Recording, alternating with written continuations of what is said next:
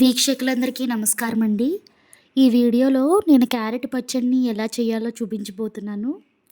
Carrot వల్ల మనకి చాలా ఆరోగ్య ప్రయోజనాలు ఉన్నాయండి. ఇది మన చర్మానికి, జుట్టుకి చాలా మంచిదండి.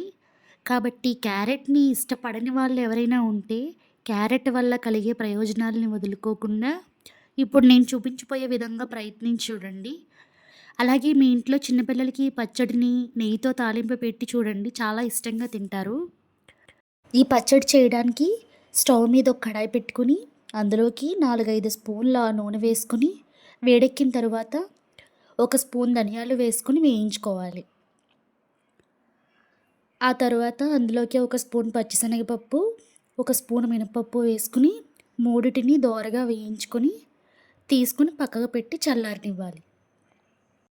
ఇప్పుడు అదే కడాయిలోకి 10 కారం గల పచ్చిమిరపకాయలని ఇలా మధ్యకు కట్ చేసుకుని వేసుకుని వేయించుకోవాలి. ఈ పచ్చడి చేయడానికి నేను 8 మీడియం సైజ్ క్యారెట్లని ఉపయోగించానండి. కాబట్టి నేను తీసుకున్న ఈ 8 క్యారెట్స్‌కి 10 కారం గల పచ్చిమిరపకాయలు కరెక్ట్‌గా సరిపోయాయి. మీరు ఎన్ని క్యారెట్స్ తీసుకున్నారో వాటికి సరిపడా పచ్చిమిరపకాయలని తీసుకొని చేసుకోండి. ఇప్పుడు ఈ పచ్చిమిరపకాయలు కూడా వేయించి పక్కకు తీసుకున్నాక అదే కడాయిలోకి ఇలా పలుచగా కట్ చేసుకున్న క్యారెట్స్ని కూడా వేసుకుని వేయించుకోవాలి. క్యారెట్ ముక్కలు వేగుతూ ఉండగా కొంచెం ఇంగువ కూడా వేసుకొని కలుపుకొని వేయించుకోవాలి. క్యారెట్ ముక్కలు బాగా మగ్గిపోయిన తర్వాత ఒక గిన్నెలోకి తీసుకొని చల్లారబెట్టుకోండి. ఇప్పుడు అదే బాండీలోకి మరికొంచెం ఆయిల్ వేసుకొని నూనె వేడెక్కిన తర్వాత 3 మీడియం సైజ్ టొమాటోలు ఇలా పెద్ద ముక్కలుగా కట్ చేసుకొని వేసుకొని ముక్క బాగా మెత్తగా మగ్గే వరకు కూడా వేయించుకొని స్టవ్ ఆఫ్ చేసి చల్లారనివ్వండి. ఇప్పుడు మనం వేయించి చల్లారి పెట్టుకున్న పదార్థాలని ఒకదాని తర్వాత ఒకటి వేసుకుని గ్రైండ్ చేసుకుందాము.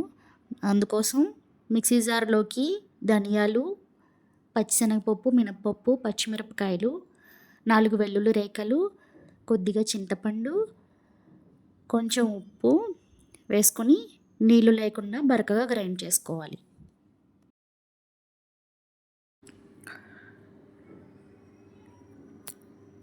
ఇప్పుడు ఒకసారి దీన్ని కలుపుకుందామండి. ఇప్పుడు ఇందులోకే వేయించి చల్లారి పెట్టుకున్న క్యారెట్ ముక్కలను కూడా వేసుకుని నీళ్ళు లేకుండా గ్రైండ్ చేసుకుందాము. క్యారెట్స్ అలా గ్రైండ్ అయిన తర్వాత ఇందులోకి టమాటో ముక్కలను కూడా వేసేసుకుని గ్రైండ్ చేసుకుందాము. అంతేనండి, క్యారెట్ పచ్చడి రెడీ అయిపోయింది.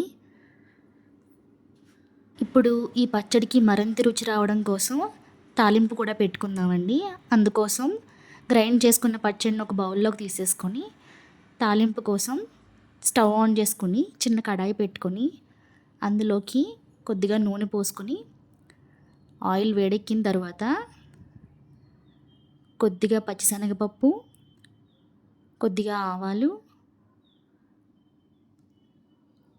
కొద్దిగా జీలకర్ర, 2 ఎండుమిరపకాయలు మధ్యకు తుంచుకొని వేసుకొని వేయించుకోవాలి.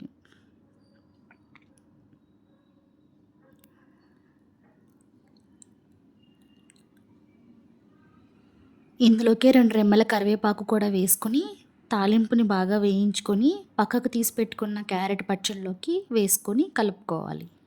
అంతేనండి, క్యారెట్ పచ్చడి రెడీ అయిపోయింది. ఈ పచ్చడి ఫ్రిడ్జ్లో పెట్టుకుంటే వారం రోజుల పాటు నిలువ ఉంటుందండి.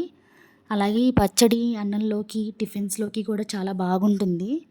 మీరు కూడా తప్పకుండా ప్రయత్నించి ఎలా వచ్చిందో నాకు కమెంట్ బాక్స్లో తెలియచేయండి. అలాగే ఈ వీడియో లైక్ చేసి షేర్ చేయండి. నా ఛానల్ని సబ్స్క్రైబ్ చేసుకోవడం మాత్రం మర్చిపోకండి.